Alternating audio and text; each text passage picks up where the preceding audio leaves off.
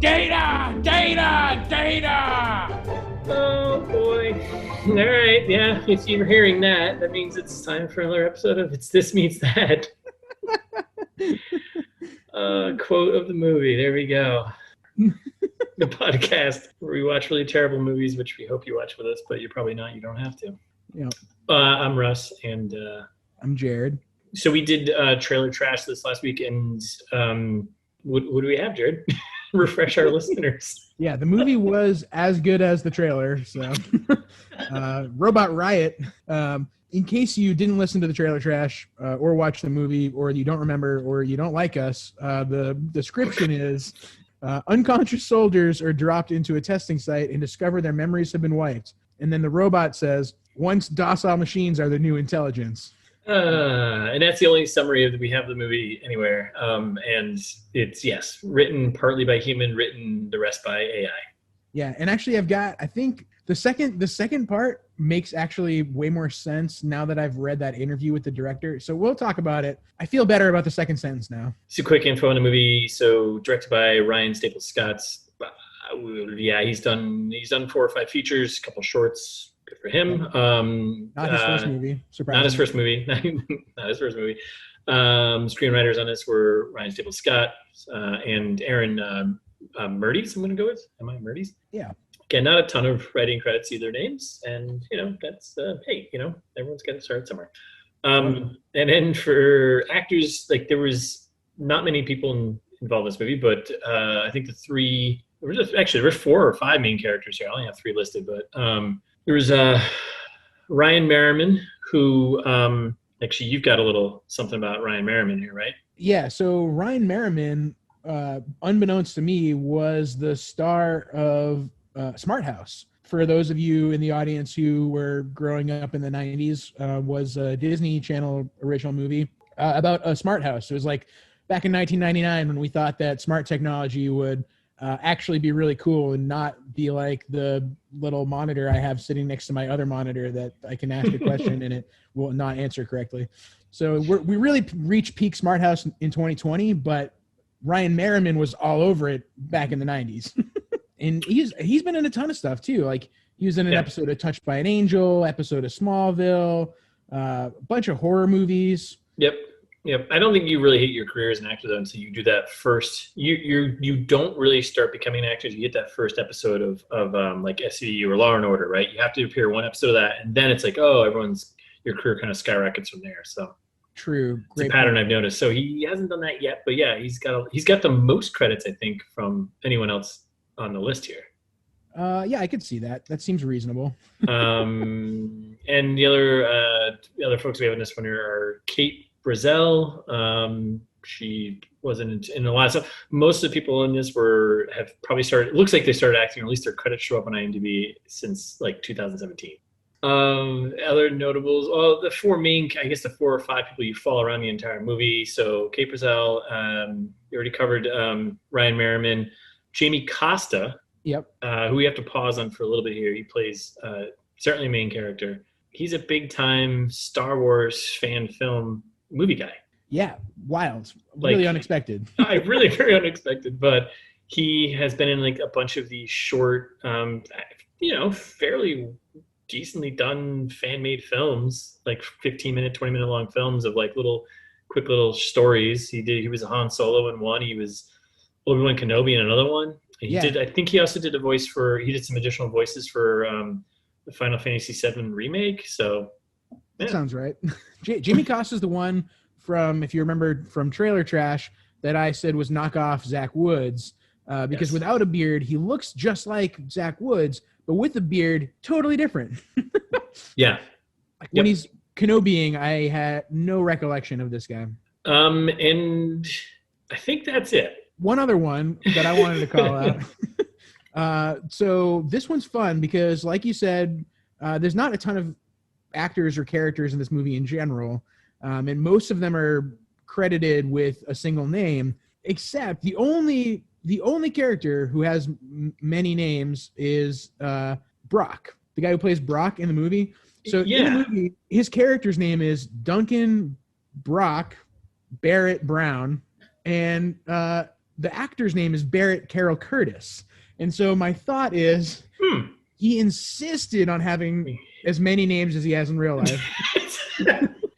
I mean, literally, actually, there's only 10 people in this movie, so we could probably list them all off, but we're not going to do that. But the one thing I'll say through here, though, and I called this out, and this is definitely so production-wise, there's no production budget numbers or anything like that existing for this movie. It's very we'll call it DIY kind of feel to it. Maybe a step above that, maybe a little bit. No. It's definitely DIY. I would say like the total number of people involved in this movie was probably 20. Yeah, this is the opposite of money laundering. One grip, only one grip.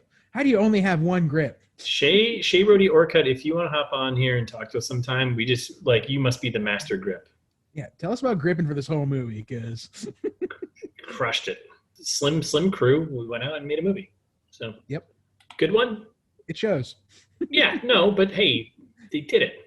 You're right. We haven't made a movie, so we haven't yet. Someone's gonna give us money and but we're gonna actually get drug cartels and launder us money through us to make a movie, and we're gonna ideally. Ideally. So that's kind of the quick info on it. Hollywood pitch. So this one was hard and easy because it felt lazy to kind of pick any giant robot movie, which this is a giant robot movie, but I did it anyway. So I went with it's Pacific Rim meets Jurassic World Fallen Kingdom. Now, a lot of Jurassic vibes. I feel like you get a lot of Jurassic vibes in this movie in general, right? Like, it's very much I was waiting, spoilers for the movie, doesn't take place on an island. I assumed it took place on an island the whole time. It could. And I'm imagining this is when the creations turn rogue, especially like the Indoraptor, going after everyone, killing them all, uncontrollable. Like just exactly what happens in this movie. And Pacific Rim's a no-brainer because it's about big robots. So yeah, it's fine. Mine is so all over the place. I went it's like Universal Soldier meets the RoboCop reboot from 2014 meets the Truman Show. Okay, what's I don't know if I know Universal Soldier. You really? Make fun of me. Yeah. No, I'm not gonna make fun of you. I mean, I don't know. No, it's a Jean-Claude Van Damme, Dolph Lundgren special from like the 90s where there are a bunch of dead soldiers that they bring back to life and they don't know who they are and they're trying to figure things out and memories come back, blah, blah, blah. Okay. Where there is an element of this in this movie. Oh, totally. I couldn't name a JCVD movie for you. Really? Oh yeah. God, I could rattle them off right now, but I'm not going to. And then the RoboCop 2014 reboot. Did you see that, by the way? No, because good. I didn't want to taint good RoboCop. Yeah, don't. You won't taint good RoboCop. It's nowhere. It's not even close. It's not even within the same realm. It is atrocious. I don't know why I watched it. That sounds and it's bad. It's pretty bad. It's like, yeah, it's just bad. But it gave me the same vibe of like they went a little over the top because that's what you need to do in reboots. Like, well, let's take Ed 209 and make like 40 of them, or make these other drones and all this other stuff. And it's like, you're telling the wrong story right now. You're just telling That's what I was going to ask. Did they do like a remake of Ed 209, and was it? Yes, it was garbage. Did it look more like the robot in Robot Riot than original RoboCop? Okay. Yep. That's why. That's also the reason why I kind of dropped in there. Yeah, because I mean, this robot looks like Ed 209 regardless. Yeah, like this is a total straight. Yeah, it's definitely. And I threw the Truman Show in there because there is a little bit of a voyeuristic thing going on where the guy is watching them and seeing how they're doing in this world, and I just thought it'd be fun to throw that in there. There's no comedy in this movie whatsoever, though. But no, and that's where I feel like it's less Truman Show because it's more like a everyday life kind of thing, and more like a Cabin in the Woods. If you're gonna go that angle, so Cabin in the Woods is on the list there. Okay. I was maybe I swapped that out, but I still feel good about this. I still feel good about what I'm going with. So no, I like it. Those made sense. All right, neat. Time for fast facts. Do it. I feel like, are we motoring right now, or are we just getting better at this? Yeah, I think we're just trying not to make every episode an hour and a half. So you're welcome, listeners. We've heard your feedback, all two of you. Yeah, thanks, Sam. I mean, one of you, right? Maybe he said it twice. Yeah, he probably said it at least once. So. He did say, to be fair, he did say we sounded very good. So shout out to Sam. Thanks, bud. So for fast facts, unsurprisingly, this movie was shot in Oklahoma. I say unsurprisingly because it's the most Oklahoma-looking place of all time. Have you been to Oklahoma? Yes, and I assume it's just like the parts that I haven't seen, I assume have no human signs all over them, like this movie set does. Have you been to Oklahoma? No, that's actually one of the 8 states I've been to. Oh, wow. Just throwing it out there. Been in a lot of states. Yeah, skip it. Skip it. I'm going to purposely go to this town. So it's a ghost town of Maud, Oklahoma. Yes. And I'm not sure if you caught in one of the scenes when they're walking through the center of town, there is in the background, there's like all the storefronts were like kind of, boarded up, and there was like writing on the walls. Did you catch it? They actually had the name of the town on one of the walls. I did not. No. It said Maud, M-A-U-D, which is where yeah. Hey, maybe that was part of like the town's agreement with our director here, our hero. Yeah, it just makes it really tough, and they're like, oh man, I wonder where we are. The name of the town's right behind you, idiot. Look at the sign that says Maud, Oklahoma. Right behind you. Yeah, so Ryan Scott actually talks a bunch about Maud, Oklahoma. It seems like this is where I didn't do enough digging to know if he's from there or not, but he made it seem like he was very excited and proud about Oklahoma movie scene, and talked about just like rolling into this ghost town and asking a bunch of random strangers on the street, because apparently this town is a ghost town, but also full of random strangers. And interesting. Yeah, and he goes up to them and says, do you mind if I film here?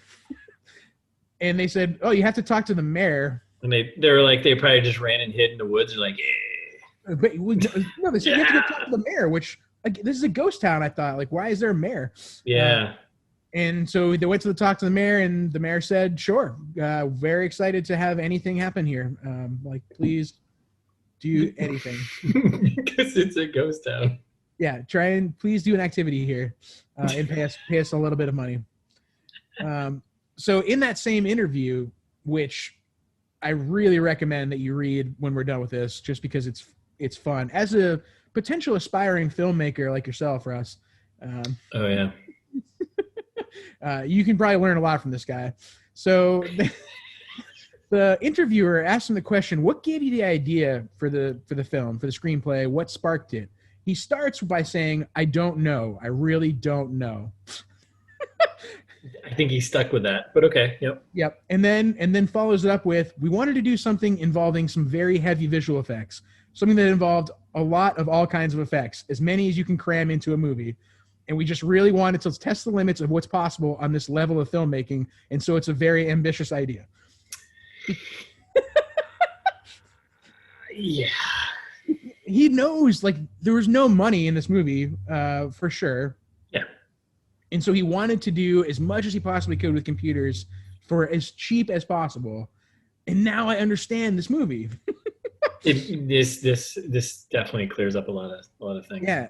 And it's a spoiler, I guess, for probably halfway through the movie. Well, whatever. Let's just call it right now. Spoilers from now on. Yeah, spoilers. But it's going back to that second sentence, right? About docile robots are the new intelligence or whatever. So in the second half of the movie, there's like a maybe 2 or 3 minute scene where they run a commercial for this town of the future run by robots. Yep. Which it makes no sense in the context of the movie. Oh, no fucking way does it.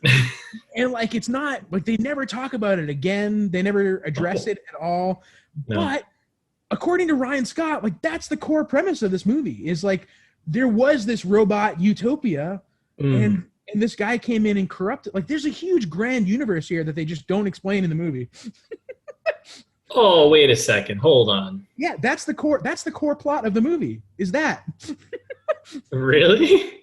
Yes. Wait, that already existed, and then, or Yes. no, or this was a testing ground for that stuff. I thought it was just a testing ground to get there. No, and that's what I thought, because that's what the movie led us to think. But according to Ryan Scott, it seems like people like lived in this utopia, and then it got corrupted. And Oh, now things are making some sense. yeah, and the second sentence makes where like, oh, there were domicile robot helpers, and now they went on the road. Okay. Oh man. Yeah, I don't know if this movie is better now or is it No. worse. Okay, thank you. way worse. Way worse. Okay. Because if it had been that way, it would have been watchable at least. And this interview that he did with it's like Oklahoma Times, like some Oklahoma newspaper. Yeah. It's very in depth and covers a lot of this of like what he intended the movie to be, and like he talks about so the original script. That makes I'm sorry. Well, we're gonna get to it when we did, but because I have a comment about the whole video, and now it's gonna make so much more sense. But why I said what I said, and now I have so many problems with this movie. Yeah. Yes, exactly. And like he talked about writing the first draft or getting the first draft of the script, and was like, "Oh yeah, this isn't great." From somebody else, and he literally says it was 90 minutes of people running from robots and fight scene after fight scene after fight scene, and that doesn't make for a plot line. It's not a good plot. Before he fixed it, this movie was just 90 minutes of fight scene after, like, that's exactly what it still is. Yeah. Has it changed? No, nothing makes sense at all. And then he talks about how his only objective lately is making money. He's like, he's like, I didn't really like the concept that much. It wasn't totally my concept anymore, but we felt like it could make some money, and that's kind of been my objective. AKA, I've got to pay rent. So, really a window into Ryan Scott's world. Yeah, that's interesting. This video thing now is gonna make. Oh, okay. Yeah. Last thing that I wanted to get off of, just because it made me so angry, was when he's talking about like fixing this original script that he got. Yeah. He goes, he says, well, so I was given the task of saying, okay, something needs to happen every 7 minutes. Like, wait, who put that task on you? Like, why? Yeah. He's like, someone has to die, someone needs to get shot, something needs to happen every 7 minutes because I didn't want the movie to be boring. I was like, why 7 minutes? Why? Yeah, I don't know. So many questions. Yeah. Shall All we? right. We shall. Let's stretch it out. Let's get into this. If you haven't heard already, spoilers from this point on. So we're gonna dive into this this riot. Okay. All right. So let's start off. So it kicks off right off the bat. Like, and listeners, if you've listened, because you're a listener, Jared and I have this thing. Mostly, Jared has this thing about calling out the production company and animations and all this sort of stuff, how many there are, and before a movie starts. Yeah, I care a lot about it. Yeah, hey, that's important because nowadays you just get like a million of them. You're like, all right, is the movie going to start? Can I go get more popcorn? Right. This movie just kicks right off the bat with there's only 3 production companies, but there's one that is only shown in the beginning credits, right? Yep. And it just comes in like volume decibels beyond what should be. Like, you shouldn't have to listen to something this loud. Like, my TV was on. I was telling Jay, my TV was on 10, which is like it's normal sound. This is fine. Yeah. I think there's a lot of problems in movies, anyways, with balancing audio, commercials, and all sort of stuff. Someone needs to write a standard and be like, this is it. This is home sound. Anyways, it was so loud, like their production, and then it happens to be called High Octane Pictures. And I was like, yeah, of course it is. Of course. Like, because I care about you, dear listeners. When I shouted data into the mic earlier, I backed way off the mic. So that way you wouldn't be assaulted in your ear holes. Like, if I was going to go like, like, I do that from far away because I care about you. Yeah, we're assaulting enough to your to your right. You're putting up with the minimum of what we're doing right now. So yeah, that was it. It was loud. It was angered when I quickly wrote a quick note. I actually was just like, I'm trying not to swear as much anymore, but I was like, Mm. fuck you with the volume. That's stop it. You don't need to be that loud. And then it just kicks back down to normal like audio, like sound, like levels, decibel level there. Difficult to hear, you mean? Because at that point my volume was set way lower. Yeah, right. To turn it back up to normal. Right. Someone fix that. Mr. Dolby, go fix that. All right, so then we zoom in on Knock Off Shia LaBeouf. Yep, so we wake up in blurry screen, and we just wake up to Knock Off Shia LaBeouf. Bro, look at dude, he's coughing, he's waking up, getting his bearings. And first line of the movie is, and this isn't me swearing, this is a movie swearing, but where the fuck am I? Yes. And then they do, and I think, so we get a sense of like, okay, this guy obviously doesn't know where he is, and he's just been dropped out of nowhere and is confused. Yep. And then, go ahead, what's that? I was gonna say, we start to hear like a siren in the background, like kind of background noise, just like, like it sounds like the Inception. Yes, right. And I made a note about it because he Knock Off Shia LaBeouf here is like basically crying, complaining about the sound of how loud this is. And I'm just coming off the High Octane intro, so like. This is way quieter than that. Yeah, actually, this is a perfect, maybe, was that like a joke? Like, maybe, like, I felt like him listening to the High Octane production logo pop up over my ears. Trying to bring us into the universe. Yeah, something like that. And then we get a quick shot of a chip on the back of his neck, which looks like just spare parts from a Radio Shack, which is fine, but hey, Yeah, it's like definitely like an LED and one of those clear Band-Aids. Yeah, and then some post effects that make it look like it's more futuristic than it actually is. Yep. This is fine. And then we quickly we get a shot of like a first robot, right? Yes. And this is so he immediately goes from like kind of getting his bearings, he jumps up, and now he's kind of faced off with the Ed 209 ripoff, which if you listen to the trailer trash, this is pretty much the scene right from the trailer. Yes. It's this opening scene. So he faces off with this kind of Ed 209 ripoff. And at this point I'm like, oh, it looks okay. Yeah, it's fine. It's a step up from sci-fi for sure. Yeah. It's definitely a step up from like old sci-fi channel stuff, I would say. Like, I think, later sci-fi stuff channel, they got better budget and were doing a little better, but yeah. But like we called out in the trailer, there's no way the robot does not shoot this guy. Like he's maybe 30 feet away from him, running in a straight line. Like if they're gonna do a weird Ed 209 ripoff, at least make the same kind of attack where it just kind of like sprays and obliterates everything. Yeah. Yeah, they're like, there was nothing else got obliterated. Like, and I would assume a robot this big, like Ed 209 had some heavy gauge, like your intro to Ed 209, you immediately understand how nasty. I actually rewatched it because I was like, this thing looks like Ed 209. I watched the original RoboCop movie. If you haven't seen it, please stop listening to us and go watch that because you have to. One of the scariest scenes I think I've ever seen. Like I don't know. With the intro to Ed 209.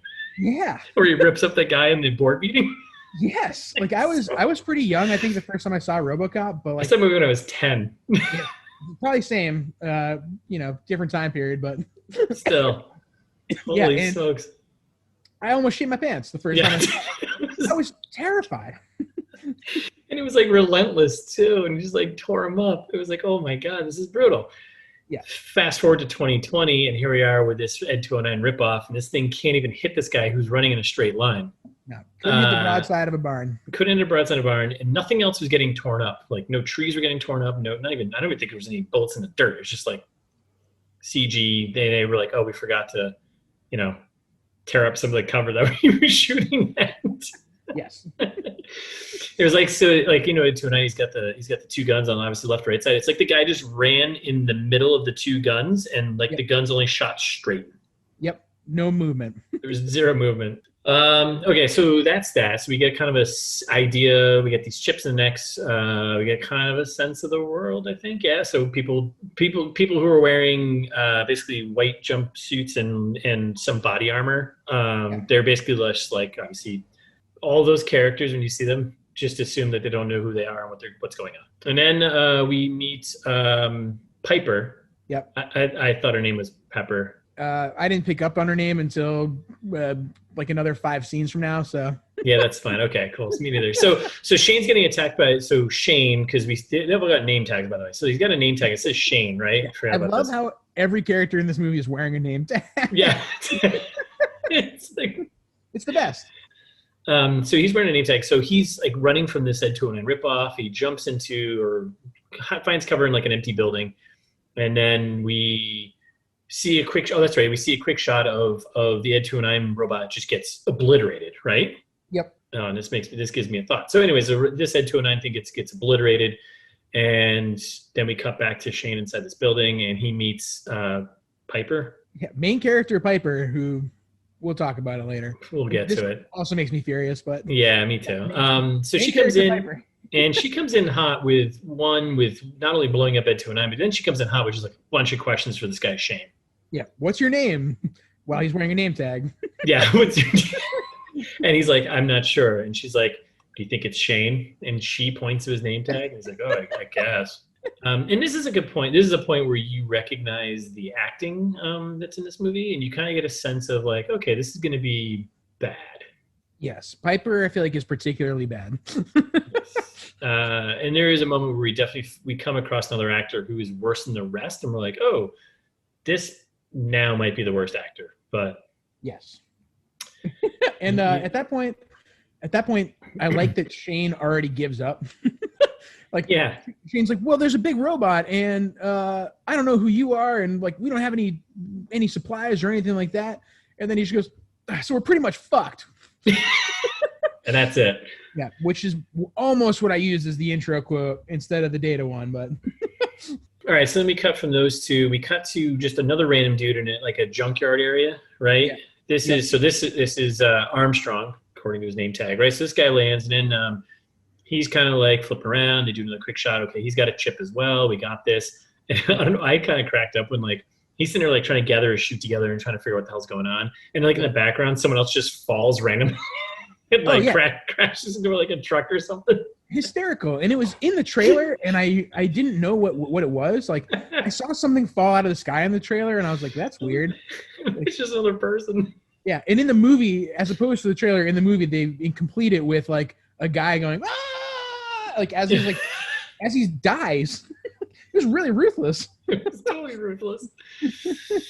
Oh my god! So this guy Armstrong, he's kind of like, okay, maybe this is another main character. So he's like scrambling, getting his stuff together, and then finds himself inside of a big shed area, whatever warehouse thing, and he's like digging through like, boxes, trying to find some scraps or something, right? I don't know, something that's useful, I guess. Follow him for far too long.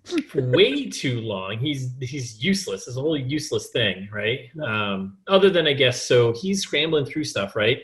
And then he finds some like cool looking ass weapon, I think, right? Yeah, well, it's cool looking, but also the most plastic looking gun of all time.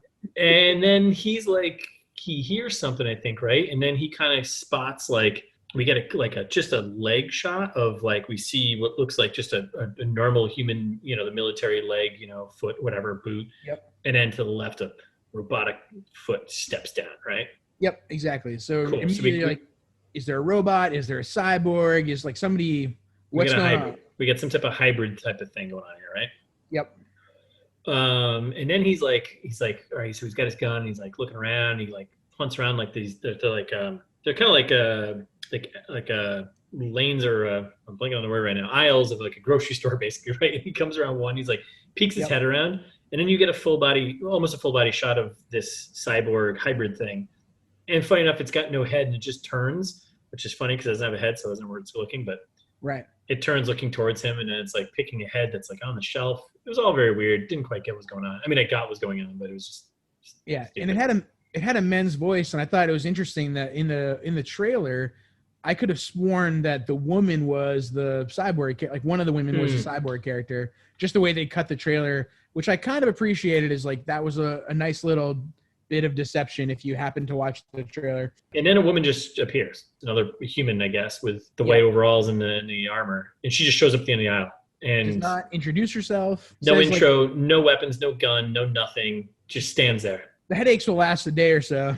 Yeah, just skips over any kind of development of the movie, and it's just like, yeah, the headaches will last a day or so. We've got about a week's worth of food and like a day's worth of water. And then she starts talking weirdly about how apparently like this is a thing that happens all the time. Like I was like, oh, this is why we don't care about the guy who fell out of the sky a couple minutes ago, because apparently this happens all the time. And she says, lots of mangled and chicken fried bodies. And I was like, wait.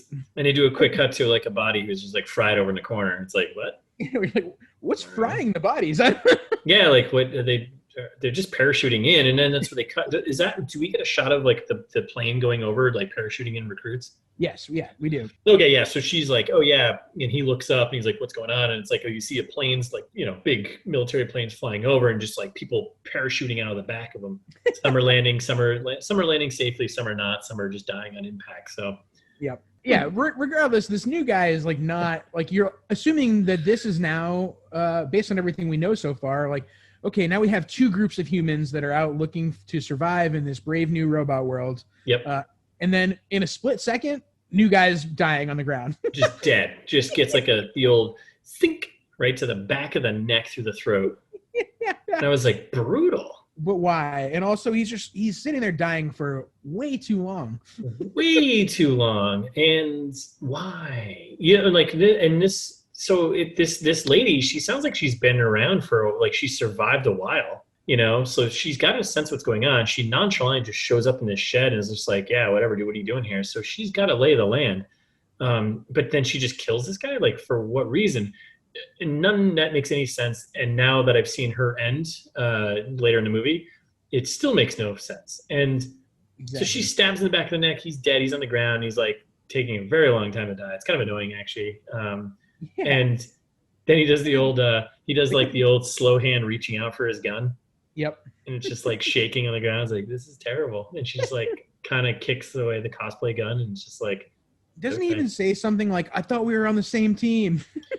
Like, oh yeah, it's a game and you're losing. That's what it is. That's her line to him. And then she picks up the gun and points at the camera, basically his head, and I think shoots him. So, and I thought, again, great, another new main character. At least this one's more interesting. Like, she's got something going on here where she wants to. She's like, now maybe she's the new bad guy. I don't know. I was really excited about this new malicious character. Yeah, there was a moment me too that thought that she was the robot. Yeah, same. I totally thought it was the robot. I was like, the way she just popped up so nonchalant, like no human would ever do that. I'd be terrified. I'd be like, who are you? What are you doing here? And also, have other recruits fallen and like attacked you in a way? Like, like what's the little backstory there? Like, or maybe, oh, you know what it is? Maybe they've done the hybrid character robot has been infiltrated into other groups before, so that they can't trust. You know what I mean? She probably watched all of her other, maybe comrades die from like the hand of like one of these hybrid robot machines. I think you're giving the movie too much credit. I think I am too, but I think I figured it out. Okay, so that's that. We get back to Piper and Shane, our first two there. They're just gearing up. They're seeing other recruits falling from the plane as well, or getting shipped out. Yeah, it seems like there are dozens of people being dropped from the sky at all hours. Yeah. Like, seems wildly unsustainable. Yeah, like what is okay? So that's that. I mean, they don't do too much, and then we come across another new guy in the middle of a field, right? Yep. And this will be the next two characters we meet are actually fairly main characters, and they follow along for like the rest of the story. So we get this other random guy. He's in the middle of a field, and he's like getting his bag together. And then one of these big Ed 209 things starts coming towards him. And he like takes a whack at it with a machete. Which is, I think he grabs some cover behind a truck or something and pull out a machete because he didn't have a gun. And he just whacks at the thing's leg with a machete. Yep. Works every time. But then he gets saved miraculously by this woman, Madison. Yes. Our second military lady, Madison. She was hiding out in the woods, and she had one of like the special guns that Armstrong came across. So they could give you a hint that like, hey, there's weapons around here that you can get that can like take these things out. Yep. And she takes it out, right? Yep, she does take it out. Yeah. Kind of. So she takes a couple of shots at it. That's the other thing that like made me concerned. She takes a couple shots at it. He seems like maybe does a little bit of damage, and then they run maybe like 50 feet in front of it and stop. Yeah. You can still hear it right behind them. Yeah, like the spacing didn't make any sense because like, oh, is it dead? Have you killed it with just that thing? Because like then this shouldn't be a problem. But then they don't give you a real sense of like, can those guns like they kind of like zap them and they electrocute them and like they're frozen for like a second, but like right, like the thing is walking around behind them and they're like paused in a field now so that Madison can go ahead and list the inventory of everything in the pack for me, which like okay. Yeah, and then I kind of glazed through a lot of this conversation, but there's some key points here.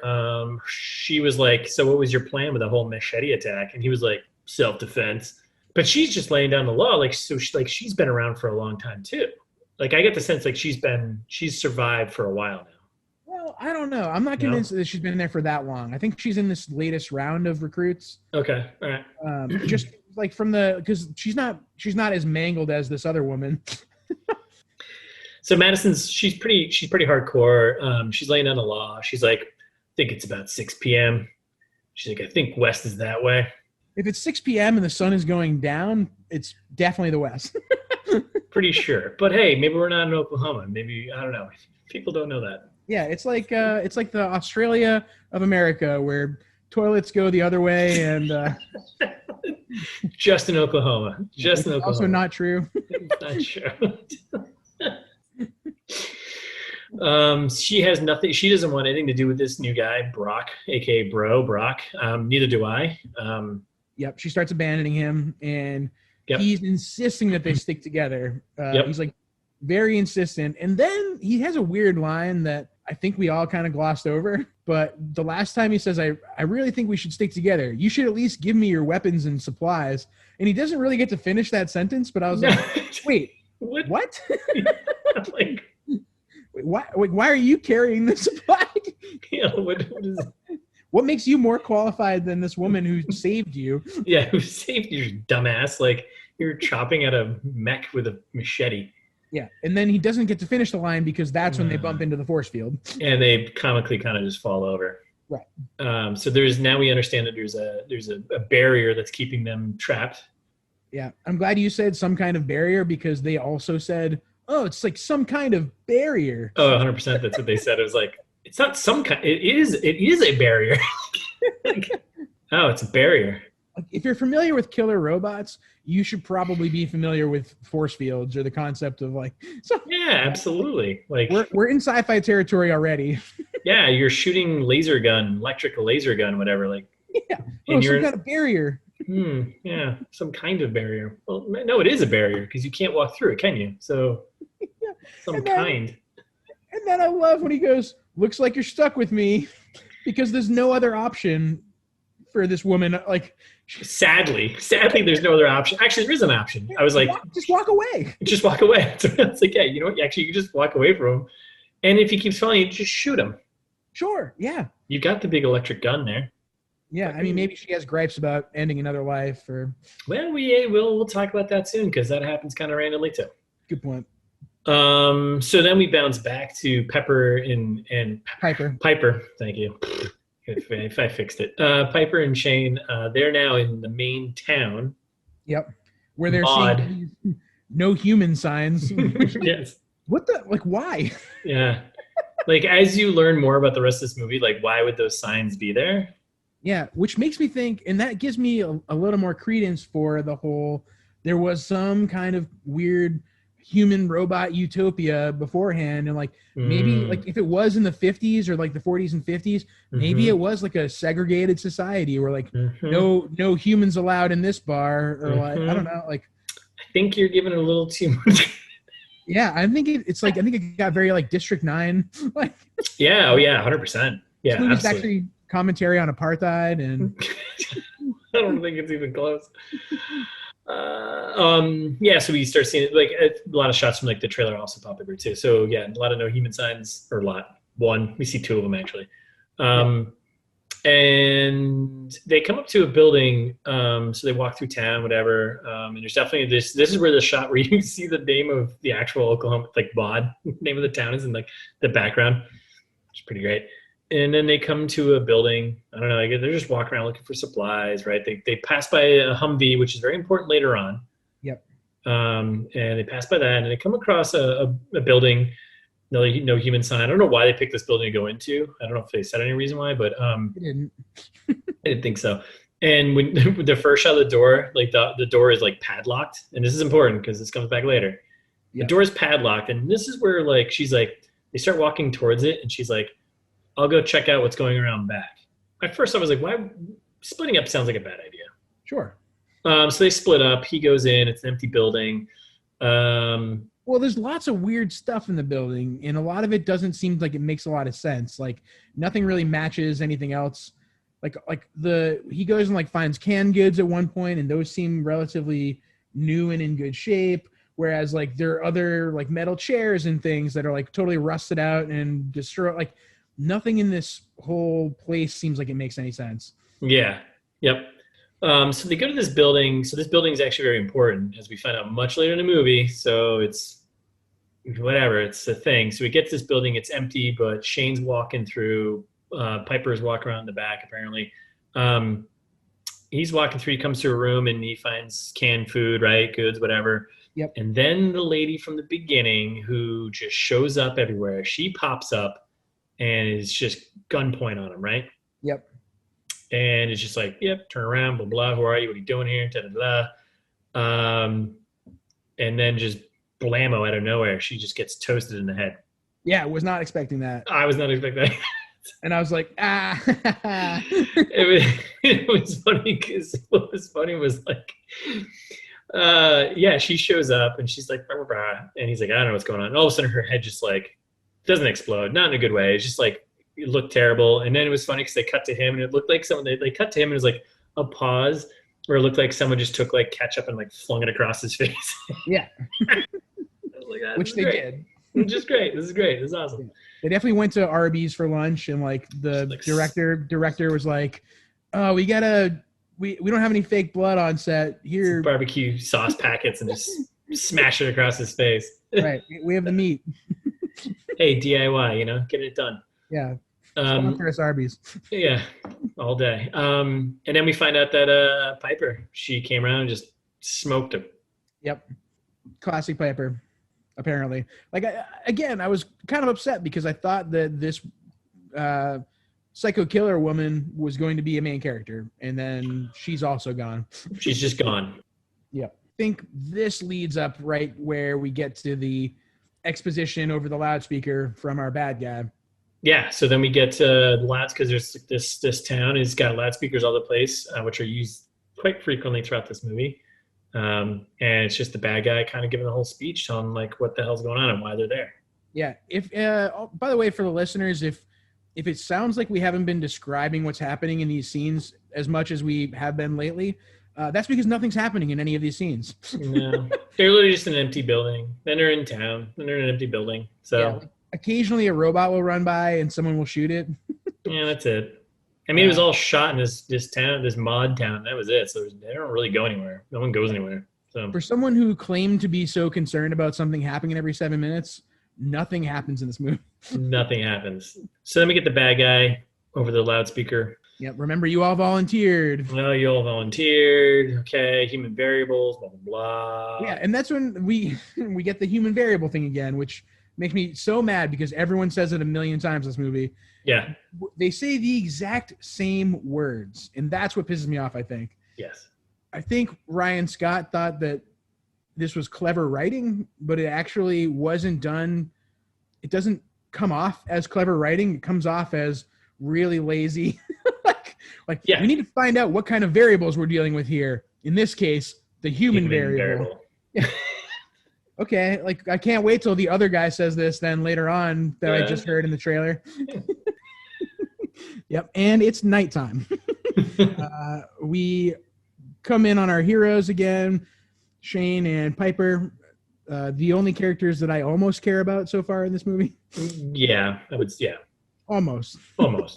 And Piper, this is something that kind of drove me nuts too, where I guess maybe it lends credit to your theory of Piper's been here for longer, but she made it seem like she was in the most recent batch, and she starts talking like she's been here forever, where she's like, oh, you're finally starting to sound like a soldier, Shane. And he's like, well, I don't feel like one. But yeah, just nothing smart is happening. They're having like a giant campfire. They're trying to presumably still hide from a bunch of murderous robots. Yes, with a fire pit rocking. Right. And I don't remember do you remember what precedes this eye roll quote? Why did he say this? I don't, but he did. It made me so mad. Yeah. It pissed me off too. I should have gotten written down the context of it. She says something to him, and he's just like, well, knowledge is power. And I was just like, like, maybe why are they doing this? Maybe it's like a lot of the conversation between characters is just questions. And there's one point where it becomes almost like, whose line is it anyways? Where it's just like question after question. Yes. But yeah, like he knowledge is power, and I'm just a bill. Like, yeah. Sure. Yeah, we can all quote Schoolhouse Rock songs too. Yeah, and they have like, well, they have no idea who they are, blah blah. So I don't know. Yeah, that just was like, definitely an eye roll moment. And then I don't know if you had anything else before this, but so like this fire, they had like this oil drum can, homeless guy fire going, if you will, Yeah. And all of a sudden he's like, yeah, we should probably die this out. It's like a beacon right now. Another moment of like character saying something that makes sense, but you should probably have thought of that before you did it, kind of thing. Yeah. Like, I don't think, because you're the ones like, we should get out of it. We're completely exposed out here. Or like, we should probably die out this fire. It's like a beacon. Like, because you say it afterwards, it makes me think you're more of an idiot, because you should have been like, let's not light this fire because that's going to be like a beacon. Figure something else out. Yeah. Way too late. And I also like in the same scene, they're trying to like force a little bit of backstory in here. And Shane goes to her and says, well, maybe you kill, like, because I think they're talking about like how and why Piper feels so comfortable with weapons, and Shane is like kind of a nerd. A little bit, yeah. Oh, like, Shane doesn't want to kill people. Oh, it's awful. Oh yeah, well that's right, because she's just like hardcore and killed that woman beforehand. He's just kind of like, well, like, you literally just killed someone in cold blood. Right, exactly, and that's when she says, maybe you killed a bunch of insurgents. Maybe I killed my husband, and like kind of looks away. It's like, what? Wait, do you have your memory? Because I thought everyone's memory was wiped. That's what I thought when I heard that. I was like, that's such a specific thing to say. And I'm gonna get into it now because it comes back later again, and I don't know if you picked up. I'm sure you picked up on it too. But much later, in a throwaway line, seemingly, Peterson, who we haven't really talked much about yet, he's important. He just casually drops, oh yeah, well, some of your memories may never come back. For some of you, that might be a blessing. And you're like, wait, are you talking about how Piper killed her husband?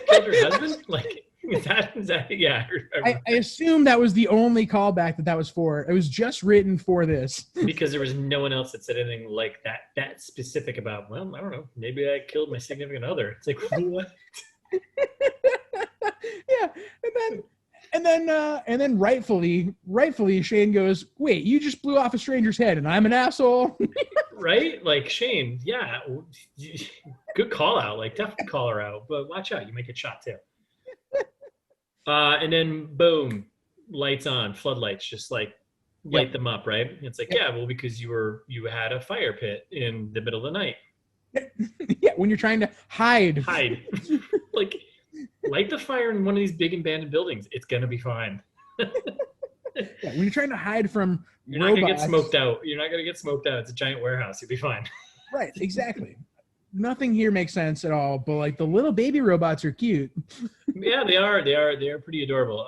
Those are, I think, are those the spider robots one? They kind of roll in. Were those the roll in ones? Yeah. Spider mechs is what we find out they're called later. Spider with a Y, because of course. Right. Yeah. That's an eye roll. Yeah, so they roll in, and well, first they're like, didn't they say they're human? What did she say? Something about they're human or something? Did they think they were surrounded by humans or something? I think she said like they're learning or something like that. It's a learning computer. Well, no, because then it cuts to this is when they all meet up. It cuts to our other two friends, Brock and Madison, and that's when they're seeing that all of a sudden Piper and Shane are in this jam, and that's when they say, "Look, other humans." Oh, I must have missed that cut or something. That was weird. Because like then they cut back to Shane and Piper, and immediately they've got like all like the sniper rifle like red dots, like all their. Which by the way, none of them. They're just like kind of like all over the place. Right. There's like a bunch of extras on the side were just like holding like laser pointers and like hovering them over their chest. And when I say a lot of extras, I mean like the three other, like the director and like the three other people who made this movie.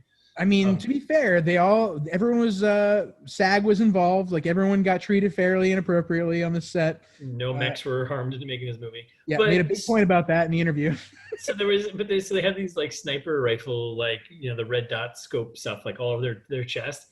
Those never came up ever again. Like none of these robots ever used those ever again. No, and also why didn't the robots just kill them immediately? Yeah, just shoot them. Done. Problem solved.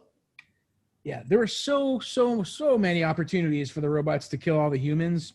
Yeah, they're slow. They're actually really they're dumb mechs. They're bad robots, yes. Bad robots. And dumb mechs. Not the J.J. Abrams kind. So then there's like a handful of these little mechs, these adorable little mechs, right? Right. Madison and Brock show up to try and help. Yeah, and then they kind of make a run. Oh no, this is when Shane's got his line. He's like, "Screw this," and he just starts shooting at him. Remember that? Like that was how they kind of broke apart. I was like, I love that. Screw this. So he just starts shooting at these things. They have like a little bit back and forth. I don't know. Still, again, people are shooting things and no one's hitting anything. Right, and then Shane runs away and doesn't help at all. No, he just runs to like an empty warehouse or something, right? Yeah.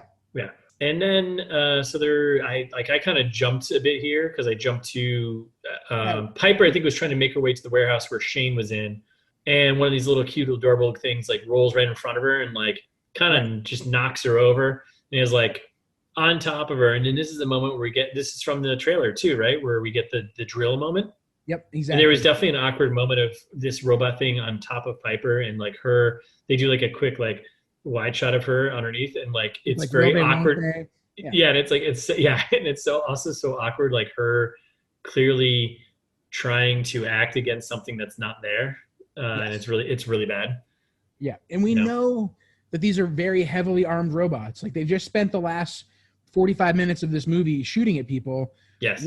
Why for the love of God would this robot choose to use a drill at this moment? Yeah, like just shoot her, and it's the slowest drill ever. Of course, Shane's inside the building. His gun is jammed, I thought, or he's just out of ammo, I guess, right? It went from blue to red, so that means out of ammo. Right. If anyone playing tag, that's just when you know you're out. Right. You need to go back to the base and shoot the base twice to recharge.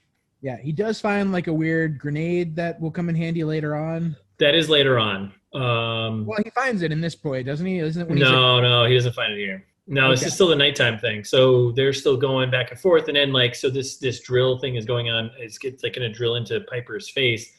Right. And that's when Madison and Brock kind of join in, and Brock comes out of nowhere with his machete and actually kills the thing with his machete finally. Yeah, finally the machete pays off. Sure. So they clear the little baby mechs, and then we get Piper and Shane and Brock and Madison. The four of them meet, and instantly Brock is just a total dick to Shane. Oh, he's the worst. And this is a running theme. Brock is an asshole. Period. Well, so first, did you pick up on this? Go ahead. Did you pick up on this line? So first of all, the battle was over way too easily, which was weird. Yeah. Just like you said, machete that robot, and all of a sudden everything's fine. Yeah, I think everyone just went away. I think just went away. I don't think anyone shot anything else. Yeah, and no one did anything. I believe it was our snide talking main character Shane here who said, "Well, there's a win for the human variable." Boom, human variable. They should just call the movie Human Variable. Yes, except for then I would be even angrier. Because they would have said the name of the movie like 15 times. Yes. But they keep saying human variable, and it's really weird. Like there are parts of the dialogue, like, so we've seen a lot of bad movies, right, at this point. And yes. I don't know how long this show's going to last for. Yeah. Yeah, who knows? Yeah, we've seen a lot of bad movies, right? It's painful. And like, there's a lot of bad dialogue, but in this movie, there's some redeeming like some of it is written like people talk, and then at other moments, it's so jarringly worded that it makes me so angry. like you were close. It's one of those like you were close and you couldn't quite get it. And another one, like awkward, like this is when we really meet Brock, right? And Brock starts like talking about, he's like, oh, they boned me on the drop. And you're like, of course, Brock character would say they boned me on the drop. Yeah. When he's talking about how he didn't have supplies and everyone else got supplies. Yeah, I pretty much was at this point listening to Brock finally like talk to the group. I was like, blah, blah, blah. Yeah, Brock sucks. I kind of hope he dies like instantly. Yeah. Spoilers, he doesn't. Spoilers, he turns out to be the main character. Oh. Yeah, he turns out to be one of the main characters, which is so annoying. So then Brock's got some strong words for Shane, being like, where'd you go? You're a bunch of you're a coward. Brock has got he says it to everyone. He's like, you're a coward. You ran away, blah, blah, blah. Yeah, he does say coward a lot. The boy who cried coward. Yeah, pretty much. So let me jump to bad guy headquarters. I think this is the first time we've been there, right? I think so. I think there might have been a quick cut. No, there were a couple of quick cuts there at the beginning, I think, or like not even. Yeah. That's right. No, there were because what's his face gave like a little spiel about, I think, and maybe at that point, I don't know. We have Either way, we're back at the HQ. There's one of 3 scenes in this movie. Yeah, it doesn't matter. So I love how, so we're back in the HQ. And again, this is this super amazing computer system they have tracking all these mechs, these high-tech AI mechs and everything.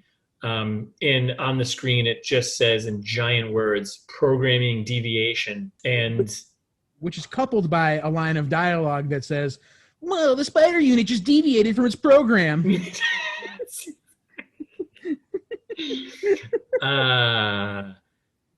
Okay. So in this HQ, people who didn't read the screen. Yeah. So and just to give everyone an understanding, so every time we go back to the HQ, there's only 3 people in the HQ. So we got the 4-star general. They're a branch of the U.S. government, military, whatever. Space Force. Space Force. So there's a 4-star general, the main bad guy, and then there's 2 engineers who are like basically, just his cronies, whatever, right? Who are running the ship, kind of, Yep. And having doubts about where and how the general is leading them, right? Who confirmed both of them are sergeants.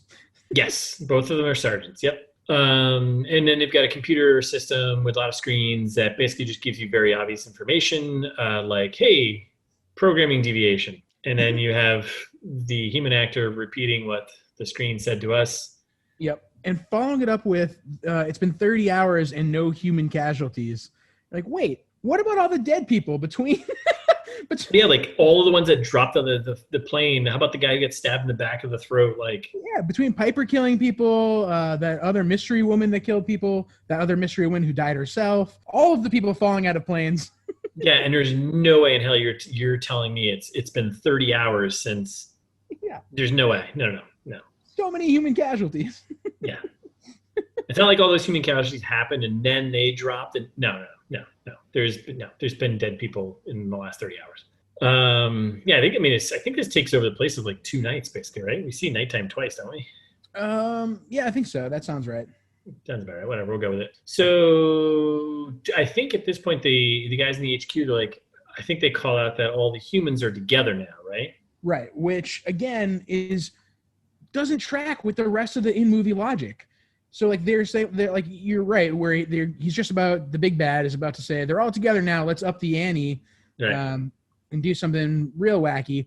But just like a little while later, they explain how they've been doing this for months and months. Yes. They're like, oh well, they're all together now. Like the plan finally came together. Like, no, this is many plans. Yeah, and they tried to I was just about to say they try to explain that later, but they don't really. Actually, they explain it, but it actually makes that line makes even less sense later on. When they like talk about there's different teams, and I guess there was like a red team, different colored teams. Right. And this was the white team, so it's like all like that's why they have the white jumpsuits. Yep. Which they tie in later, and it's like okay, and then there was apparently a certain number of them that were all dropped in here. Like here's a boat of like 100 recruits. they all get dropped in here, and then here are the few that are like surviving. Yeah, there's 4 that are left. Oh, they're all together now. Yeah, let's up the ante now. Yeah. Okay. Yeah. I guess 2 groups of 2 found each other. Yeah. Success. One guy's got a machete. One guy's got a machete and a real attitude. Yep. Oh boy. So back with the team right now. Yeah. So now we're back with the team, and when we say we're back with the team, we're back with I guess we'll call them good guys. Yeah, we should come up with a name for them. Yeah, we'll call them the B team. Yeah, at best. Because not the A team, they're just the B team. So. How about the AB team for the at best team? I like that. So the AB team. Yeah. So we're back with them. So we got a Bad Guy HQ, because this is all you need to know, listener, by the way. We got the Bad Guy HQ, and then those are the 2 spots. And then anywhere where the AB team is. Yep, that's it. That's it, which is nowhere. Which is all in front of no human signs frequently. Yes, and in Main Street, Maud, Oklahoma. Right. Which they don't know where they are. So we're back with the AB team. Yep. We found another guy. Yeah, well, I think, they just, nothing really happened. They're just walking around looking for shit. Yep. And then they come across another human. Very subtle, Rex. Very subtle. Yeah, well, I don't know. I think about as subtle as the movie. Yeah, exactly. Yes. This guy's immediately fake. There was no, they could have, so the thing they could have played up on this was they could have played up the fact that, maybe someone that we've already been established with is this robot. Sure. And which would have been way more interesting. Yes. And they did not do that. And immediately it was just yep, this guy is the robot. Well, so there's a little bit of dialogue. There's a little bit of dialogue right after this that makes me think when Ryan Scott is writing this and the other guy, I blame most of this on Ryan Scott. It makes me think in the back of his mind, he thought that we already knew this. I think he forgot what he was writing. And so he thought that he had already told us that there was someone else that was a robot. And so when he writes this foreshadowing kind of bit from Shane, when Shane goes, and then there were 5, and it's he has a real foreboding tone to it when he says it, which was I called out as being weird to me at the time. Yeah, no, I thought that was weird too. But more is better, right? yeah, it was. Yeah, I don't know. So they come across another person, another character, Blake. Right. He's chipped up as well. He speaks, and this is the moment where I was like, he is definitely leading the race for the worst actor of this movie. Then we get Brock immediately just being a dick, this new guy, right? Yep. And my first thought was like, man, when this guy Blake showed up, I was like, wow, he's not very good acting. I was like, he might be, maybe he's got to be the robot or something, the robot's still out there. I was like, he might as well be wearing a red shirt. I feel like he's going to die immediately though. So I was like, maybe he's just a human is just going to get lit up and then moved along, we're going to move along. But I thought it went 2 ways. It was either he is a robot or the robot is one of the 4. And this is just a big con to make us think that he is the robot. And I was that would be way too smart. Damn it. I think we're being, damn it. Yeah. We've both rewritten this movie several times in our heads. Way better. I think we're trying to justify and make it better, and it's just not happening. Yeah, the guy who plays Blake and Ryan Scott have never finished a UCD class. They're at that level of. Yep. Which is low. It's low. So then we jump back to Bad Guy HQ. Mm-hmm. No, I don't think much goes on here. We get some not cool at all. I don't know why I said that word. We get some giant computer screen. So we're at the Bad Guys HQ, and then we get some, shots of the rest of the mechs. We get the Mech 4, the Spider with a Y mechs. This is when they spell the names for us so that we can see them. Yeah, so we can see them, and I was like, okay. Okay, great. I needed to know. And then we got this comically bad villain. Who says this line? I don't forget how the setup is, but it's hilarious. I think there's one of the. They're saying there's a few spider mechs in that quadrant, and and a couple of other mech 4s where they're right. Just about to. They're thinking that something's gonna happen. There's a fight that's gonna go down. And that's when, Russ, you can deliver the line. Oh, he drops this line. The suspense is killing me. Hope it lasts. Do you think this is like? Do you think they're being serious in this movie, or do you think this is like kind of just trying to be Awesome Bad? Yeah, no, I think that Like Wolf Cop, that's gonna be like an Awesome Bad movie. yes, that seems intentional. Yes. I feel like the Haunting on Fraternity Row was somewhat intentional. Definitely, I agree. I think this one takes itself seriously. I think it does too. To a degree, like this guy wants to make an entertaining movie. He like is very earnestly wants to make an entertaining movie. Well, he wants to make money. Well, yeah, but he Doesn't also necessarily mean entertaining. well half of the interview he talks about only wanting to make money, and the other half he talks about he just wants to like make something that people get a little escape, robots and guns, and just want to watch robots kill people for a little bit, Okay. All right. Yeah. It's a weird thing to say, but all right. Well, Russ, I think that's probably a good stopping point for now. Sorry, listeners. Hopefully the suspense won't kill you too while we're waiting for part 2. We're going to come out with that on Thursday. And either way, thanks for listening. We'll be back, as Jared said, on Thursday, wherever you listen to your podcasts. In the meantime, you can follow us on Instagram at It's This Meets That, and we're ITMT Pod on Twitter. Or if you're feeling old-fashioned, send us an email at itsthismeetsthat@gmail.com. And as always, you can find all our episodes at itsthismeetsthat.com.